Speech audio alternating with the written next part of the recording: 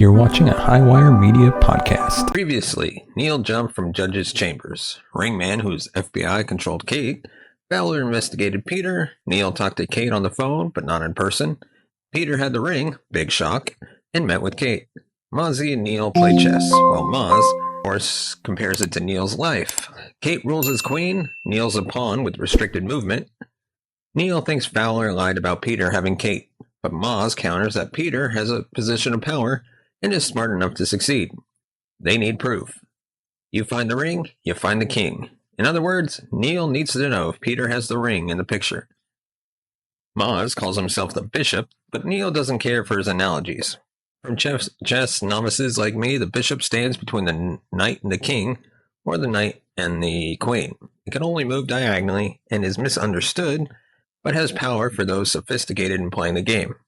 The next day, Peter consults Agent Landry. Landry recaps Neal's history, including a front-page mugshot run when he exited a judge's chambers via the window.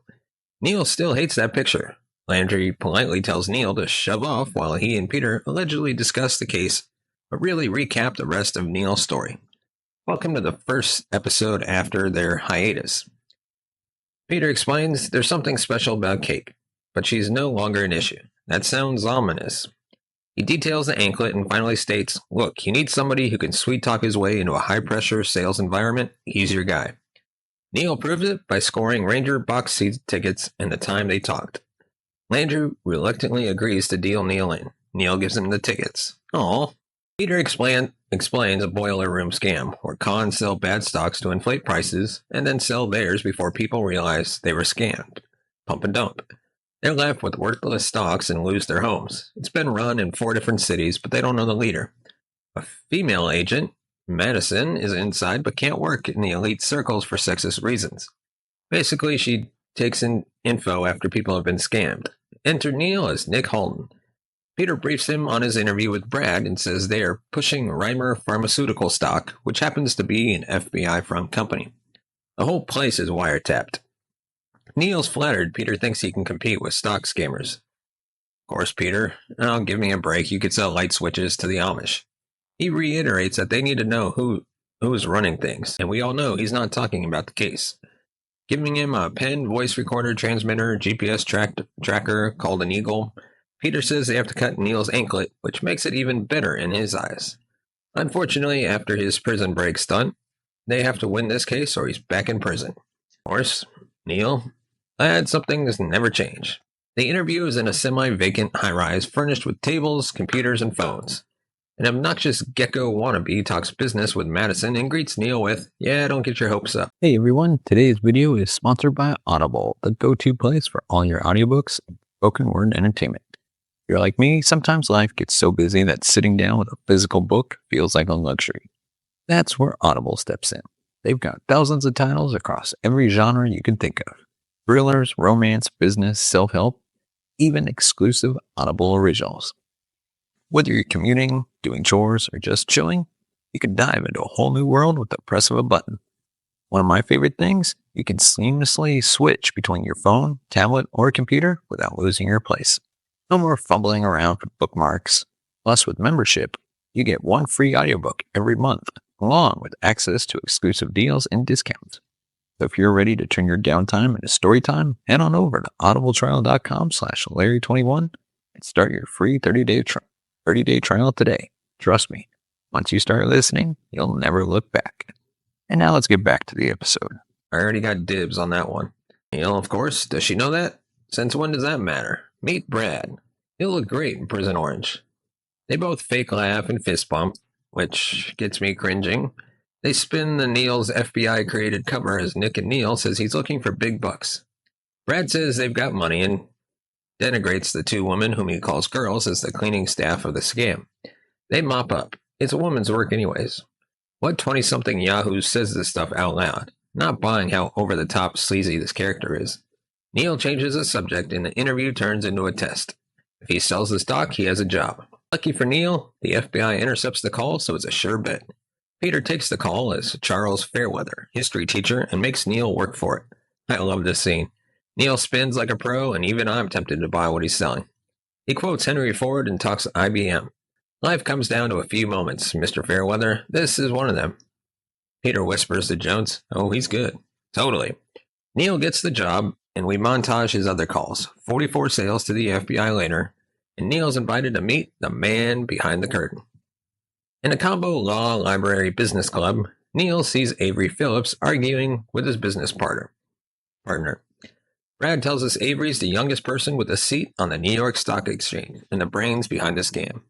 Avery joins them with drinks and calls Neal his rainmaker. Neal brings up the argument by saying he doesn't want to lose his job over an argument.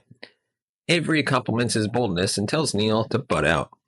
Neal calls Peter with the details and says he'll drop by Peter's place. Peter reluctantly agrees because he has better coffee than the FBI.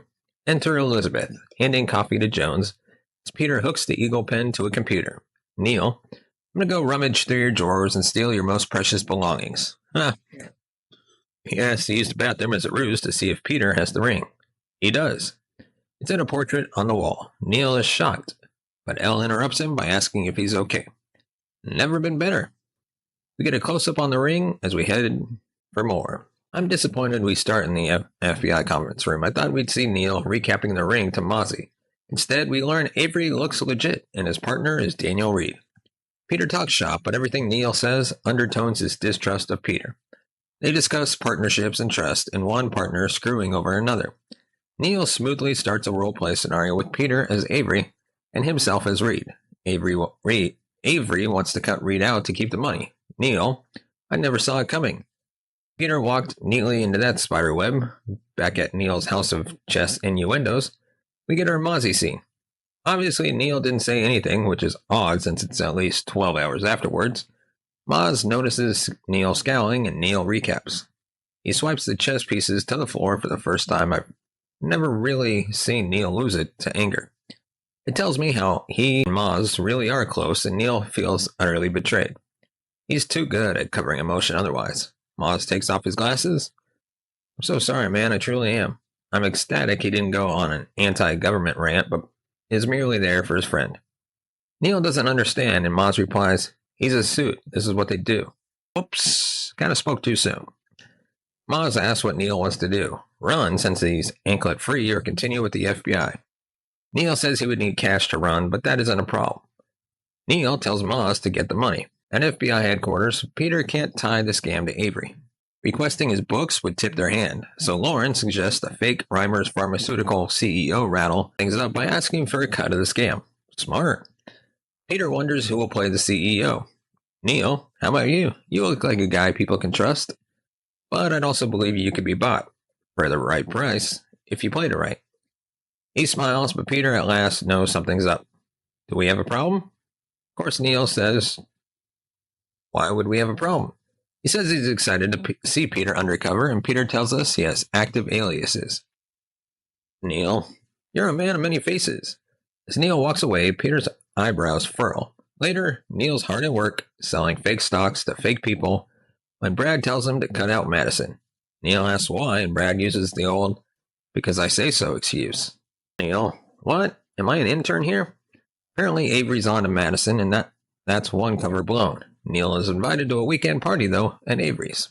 Speaking of Avery, Peter enters his office as Mr. Edison and says he knows about the scam. He wants a share of the pie. "You know what you stand to lose. I want to know what I stand to make." Avery invites him to his weekend party, and it sounds like everyone's going to be there. Alas, it doesn't come with good friends and good times. It's a bunch of jerks watching the head jerk skeet shoot. Oh, the fun. Neal sees Peter and asks what's up, but Brad tells him to mind his own business. "You know, you're a little psycho." Huh. And then they laugh too. Neal refuses to take the gun.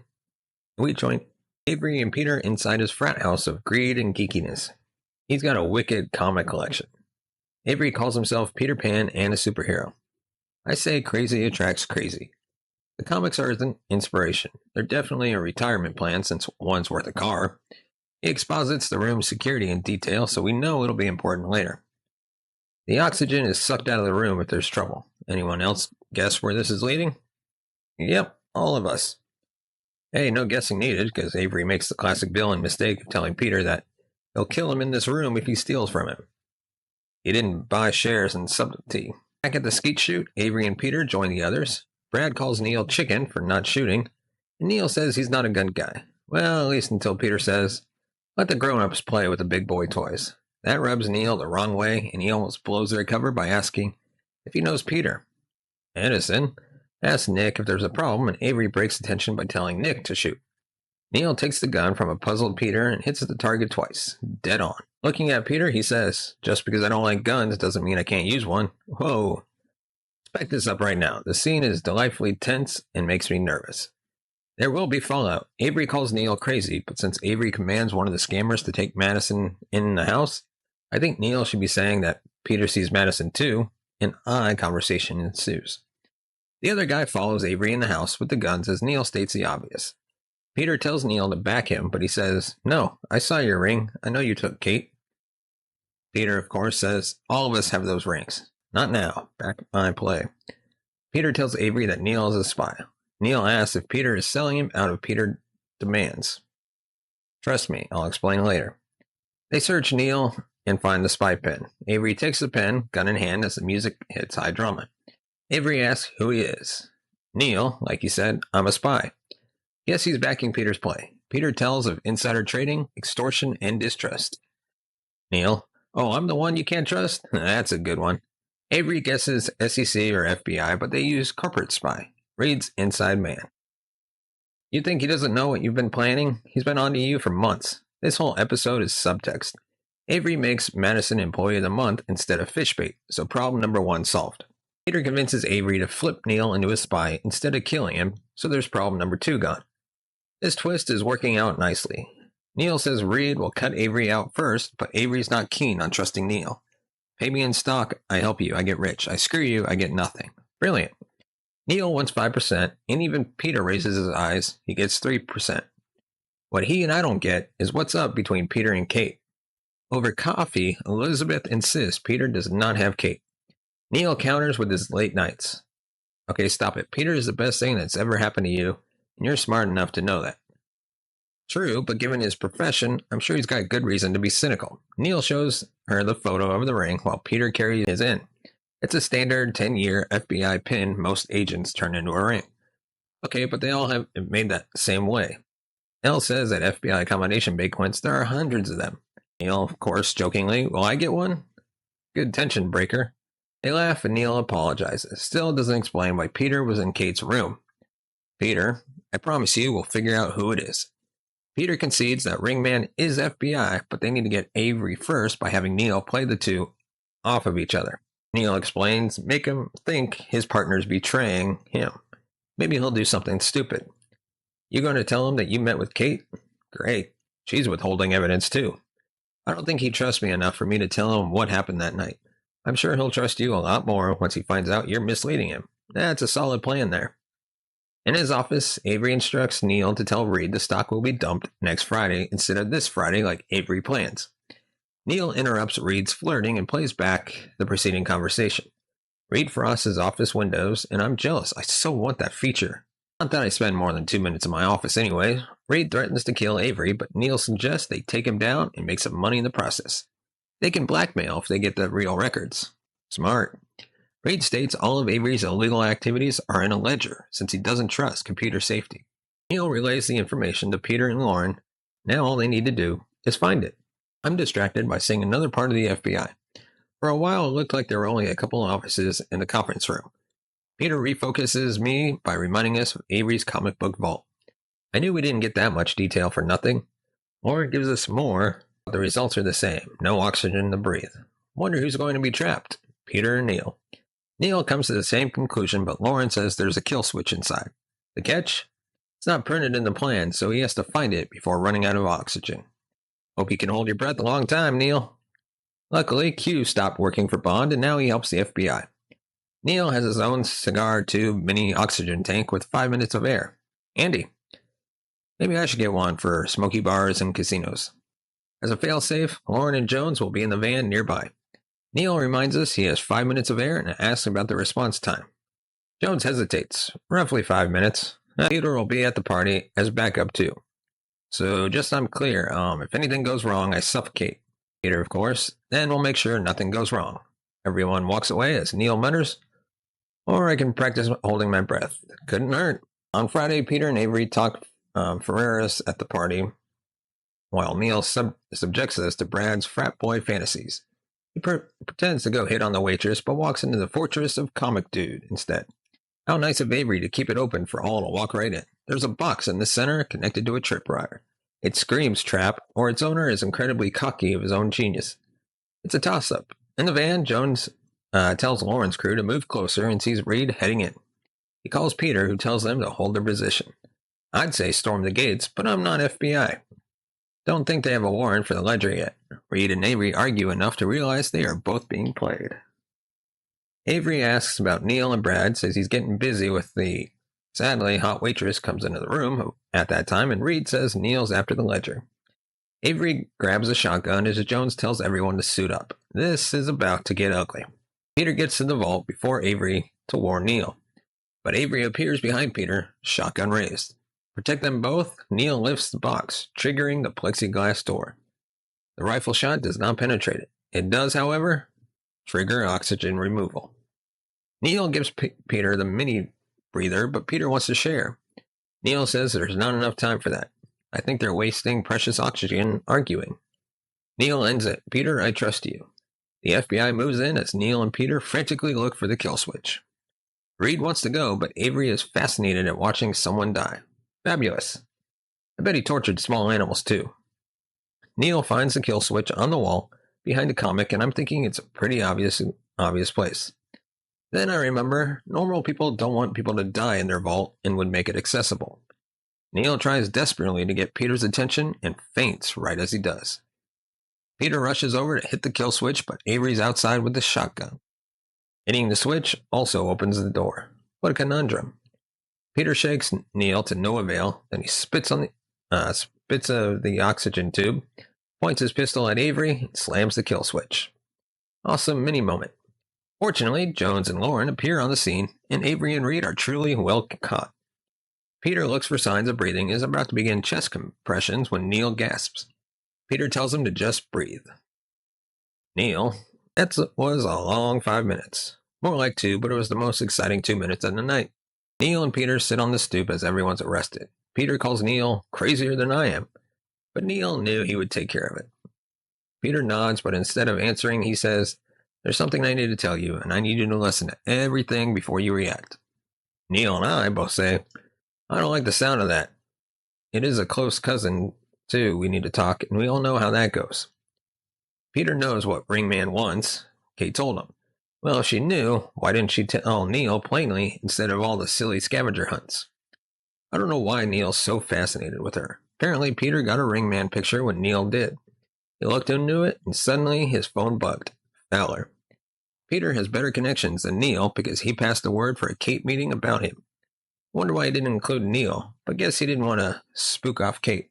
We flash back to what was used as the hiatus cliffhanger. Kate enters and pulls a gun on Peter. Didn't expect that.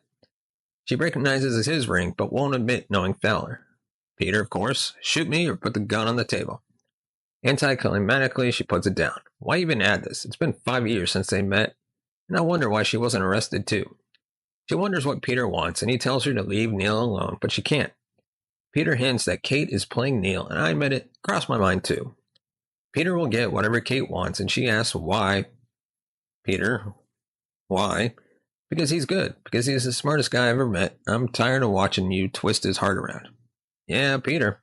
Was anyone else cheering at this? Kate looks down. Peter, he's my friend, let him go. Peter will never say this to Neal, so it's awesome we get such a clear picture of how Peter feels. Kate says Neal stole something, narrowing it down to hundreds of the things.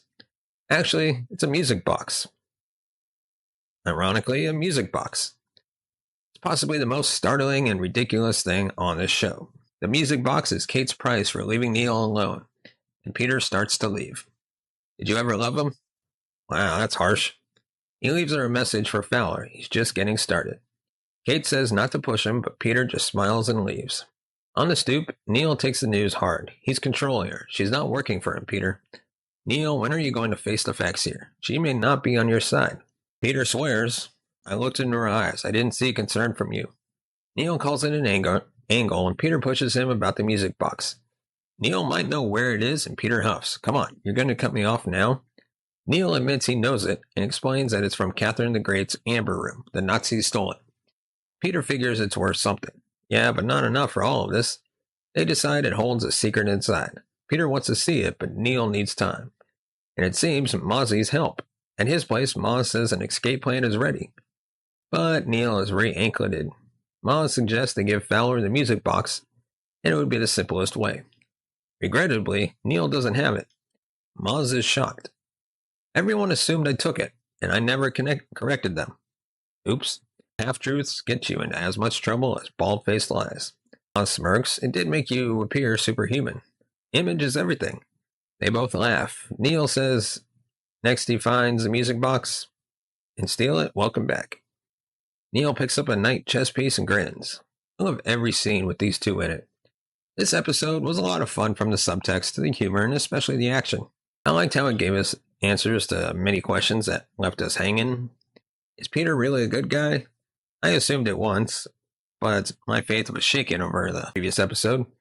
It seems he's on the level, but we only have his word for it. If Peter is innocent, is Kate masterminding the whole thing or in on it? Did she ever care for Neal like he does for her?